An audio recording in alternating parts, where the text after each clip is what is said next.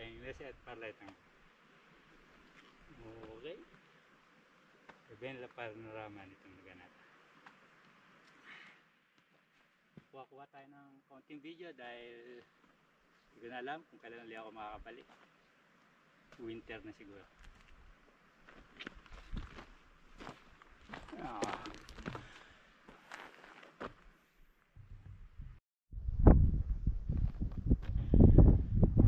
Yan natin yan. Yung lugar na kung saan nakaparada nga makina. Nakikita nyo na yan ay ang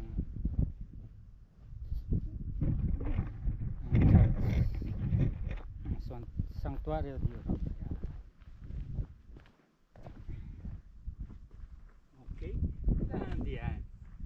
Para may ebidensya na nagpunta ako dito. Kaya ako kumukuha ng video. Yes, dito ang hangin. Mahangin kaya kahit maraw malamig. Yes. I believe I can fly.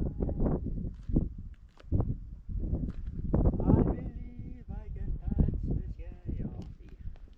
Ito ba yan? Okay. Hanggang próxima ulit.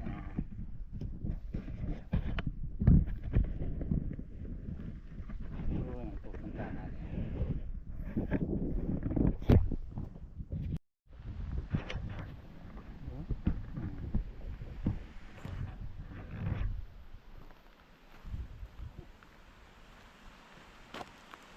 Lapit na sa unang destination, ang sa Refugio.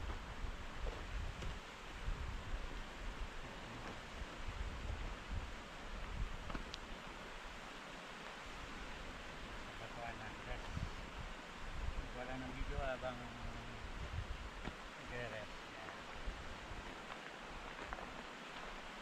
Lapit na, ibig sabihin sa Refugio. Ayan na. Apa ito. May nagbabike pa nga. Okay, Uy. Doon ang Refugio. Ayan, doon muna tayo maglalunch. Kaya din pala ng mga bike eh. Kaya sa umpisa bubuhan.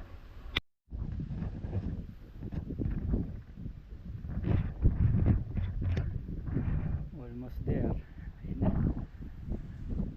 Okay din naman yung nagme-maintain itong kagubatan. Lang din. Yes, pakita naman tayo.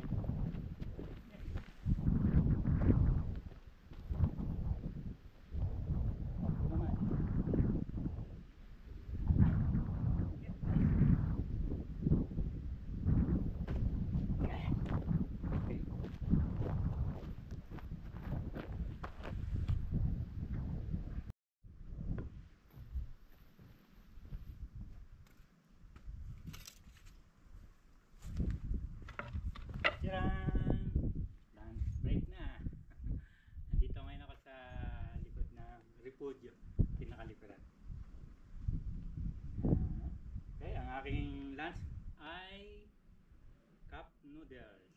Mahangin ngayon dito, malamig-lamig. Kaya pwedeng mag-cup noodles. Dahil siguro nasa 2,300 ganon yung height from sa Biela sa Europa.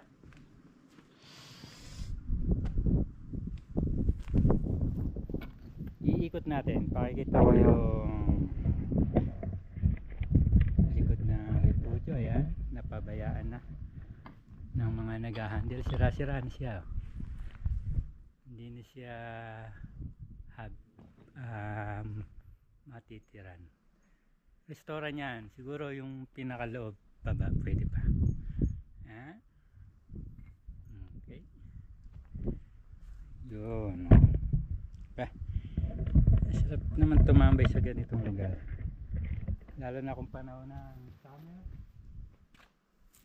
Nandito ka kahit may araw, malamig. Kasi mataas na lugar at may hangin. No? Okay, kain tayo.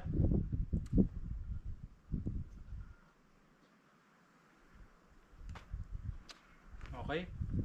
Ang talagang destination ko yung lugar na yun eh. Oh. Eh, may napagkanawan ako. May daan dead end tapos hindi ka makakarating doon. Kailangan mo ng cable. Kaya cancel. Nakikita akong cruise eh sa bahay. Cable talagang kailangan.